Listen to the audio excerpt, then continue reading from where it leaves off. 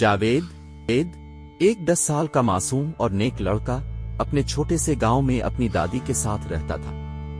इसकी दादी, जो उम्र रसीदा थीं, हमेशा अल्लाह का जिक्र करती और दुआ करती कि जावेद हमेशा हक और नेकी के रास्ते पर चले। जावेद भी अपनी दादी की तरह एक फरमाबरदार और शरीफ लड़का था जो लड़ाई झगड़ों से दूर रहता था।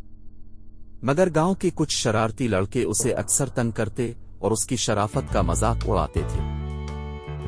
एक दिन जावेद मस्जिद से नमाज पढ़कर वापस आ रहा था। अचानक वही शरारती लड़के सामने आ गए और उसकी टोपी छीन कर भाग गए। छीना झपटी में जावेद जमीन पर गिर गया और उसके साफ सफेद कपड़े मिट्टी से खराब हो गए।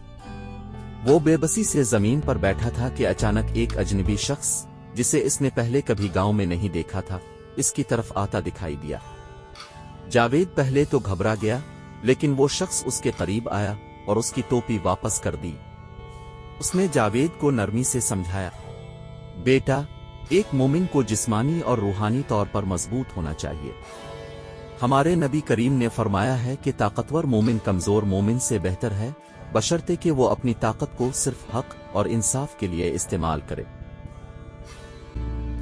अगले दिन जावेद ने इसी शख्स को दोबारा गांव में देखा और अदब से सलाम किया।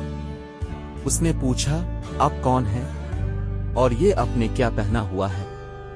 इस शख्स ने जवाब दिया, मेरा नाम मोहम्मद अली है और मैं मार्शल आर्ट्स का उस्ताद हूं।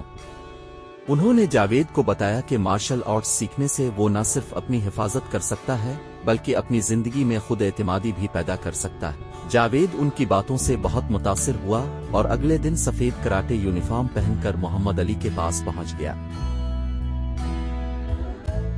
मोहम्मद अली ने न सिर्फ जावेद को मार्शल आर्ट्स की महारतें सिखाएं बल्कि नबी करीम की इखलाकी तालीमात भी समझाएं। उन्होंने जावेद को बताया कि ताकत का सही इस्तेमाल सिर्फ इस वक्त होता है जब आप किसी की हिफाजत करें या अपने हक का दिफा करें। कई महीनों की मेहनत के बाद जावेद एक मजबूत और खुदएतमाद लड़का बन गया। एक दिन वही शरारती लड़के दोबारा जावेद को तंग करने आ गए। जावेद ने इनसे नरमी से कहा, दूसरों को तंग करना और मजाक उड़ाना अल्लाह को पसंद नहीं। हमें एक दूसरे के लिए रहमदिल और इज्जतदार होना चाहिए। जब एक लड़के ने इस पर हमला करने की कोशिश की तो जावेद ने अपने दिफा में मोहम्मद अली से सीखे हुनर का इस्तेमाल किया।